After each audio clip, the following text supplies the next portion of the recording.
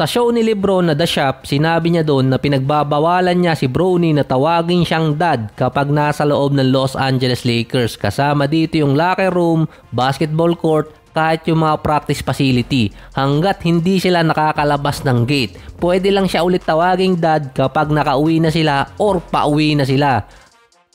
Ang sinabi niya doon na pwede lang itawag sa kanya ni Bronny kapag nasa loob sila ng court or Lakers ay 23 or kaya Bron or kaya yung GOAT na parang ang sagwa naman tatawagin siyang kambing ng anak niya. Sinabi rin ni Lebron na parang hindi maganda na kapag naglalaro sila sa isang game or practice ang sasabihin ni Bronny, "Dad, I'm open." Kailangan nilang dalawa na mag-adjust papasok ng 2025 season. Hindi rin naman alam kung ilang games ang malalaro ni Bronny para sa main roster ng Lakers next season. G-League talaga siya naka-assign. Nasa reserve list pa siya. Hindi yung sa two-way contract. At least angat si Bronny ng isang rank kumpara sa ibang mga players ng Lakers na inilagay sa G-League. Pinagtanggol na rin ni Jeanie Buss papasok ng training camp si Bronny na kaya nila pinili sa draft ay dahil sa work ethics at hindi dahil sa anak siya ni Lebron. Kaso mas gusto ng tao na paniwalaan na dahil yun kay Lebron, tulad na lang nung sa NBA 2K na naging discussion pa online yung rating niya. Pati siya lang yung rookie na nilagay sa trailer ng NBA 2K. Ay big deal yun para sa ibang mga players lalo na sa mga rookies.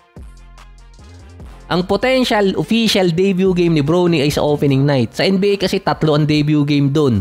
Summer League, meron pang preseason hanggang regular season. Dahil yung Summer League at preseason, pwede pang matanggal doon ng player.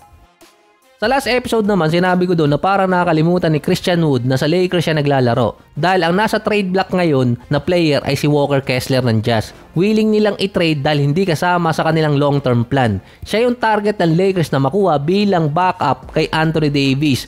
By contract, hindi mahihirapan doon ng Lakers. Nasa 3 years pa lang ng kontrata ni Kessler na meron siyang 2.9 million going 4.8 million next year. May career average siya just na 8.7 rebounds sa 2 blocks per game. Kung hahanap ng sentro na pamalit kay AD para makabalik siya sa power forward, ay si Kessler yung isa sa bagay sa Lakers dahil sa position at sa salary.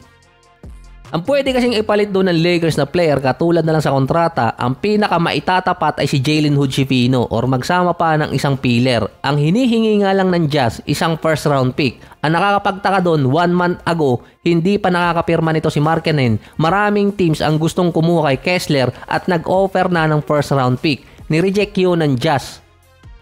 Mula July papuntang August, sinabi doon ng Jazz na willing nilang i-trade. Ang team na aggressive na makuha si Kessler ay Knicks. Ang Lakers naman hindi rin makagalaw basta-basta sa trade na yon dahil yung first round pick na hinihingi ng Utah Jazz. Kung matatandaan kasi, nakuha na ng Jazz dati yung first round pick ng Lakers dahil sa Westbrook trade.